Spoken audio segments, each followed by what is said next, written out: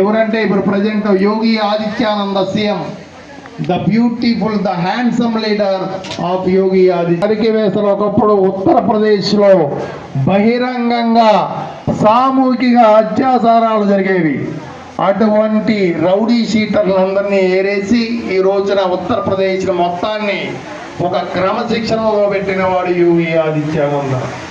అలాగే మరి యొక్క క్షేత్రము మధ్యప్రదేశ్లో ఉజ్జయిని. అక్కడ స్వామివారు మహంకాళేశ్వరుడుగా ఉంటాడు, జ్యోతిర్లింగం, అమ్మవారు మహాకాళేశ్వరి.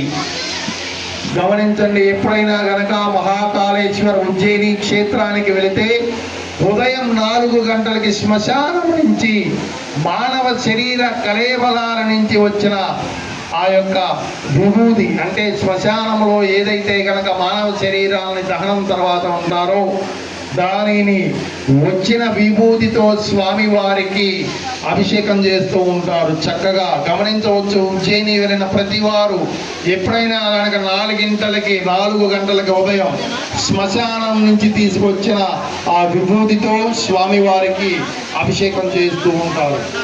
అలా ఉత్తర వాహినిగా అక్కడ క్షిప్రా నది ప్రవహిస్తూ ఉంటుంది. అందుకే భారతదేశంలో ఈ 3 క్షేత్రాలు అత్యంత పరమ పవిత్రమైనవి.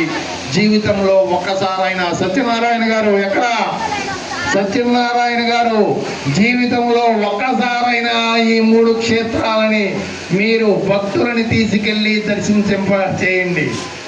ఆ విధంగా ఎంతో ఘనంగా ఈరోజు హోళికా పూర్ణిమ నాడు అత్యంత వైభవంగా శ్రీ కనకదుర్గ నాగలక్ష్మి పీఠం నందు అత్యంత వైభవంగా ఇది నేను 3వసారి రావటం. చక్కగా ఎంతో హోమద్రవ్యాలతో హోమం జరిగింది. సాయంత్రం ఈ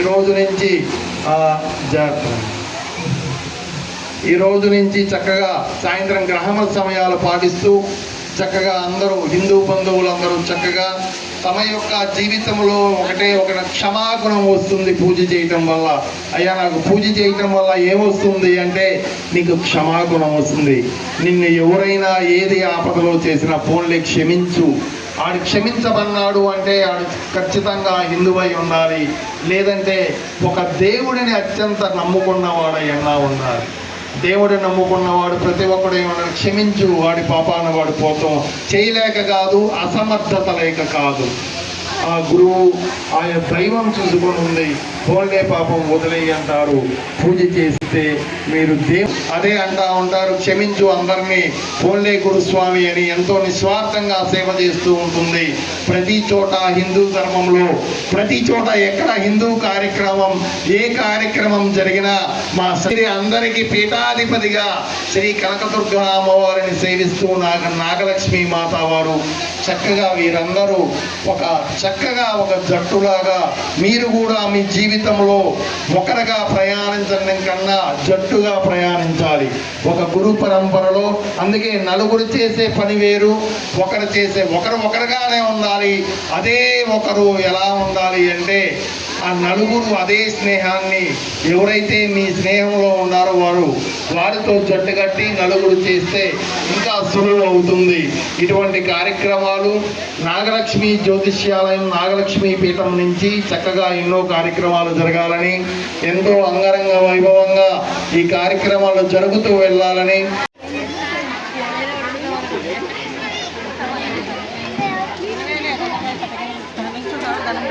పోరాట సభ్యులందరూ కూడా మాతాజీ గారు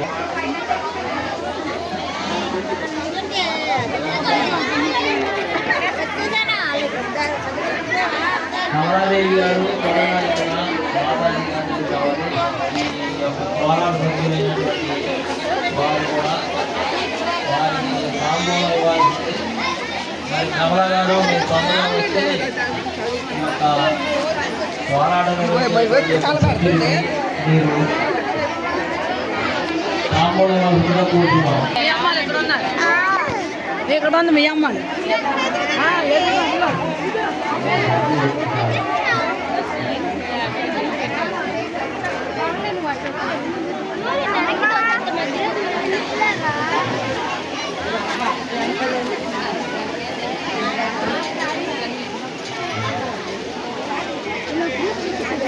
తదితరులందరూ కూడా ఇక్కడ ఈ హోమన కార్యాన్ని తర్వాత స్వామీజీలు అనేక గోడ నుంచి కూడా మీరు వస్తున్నారు. ఈ ఆశీర్వాదం తీసుకున్న వాళ్ళందరూ కూడా ఈ నాగలక్ష్మి పేరు నుండి ఇవన్నీ కూడా ఈరోజు ముఖ్యమైన ఈ అన్నప్రసాదం తీసుకున్న వాళ్ళు కూడా స్వామి యొక్క ఆశీర్వాదం తీసుకోవాలని కోరుతున్నాము.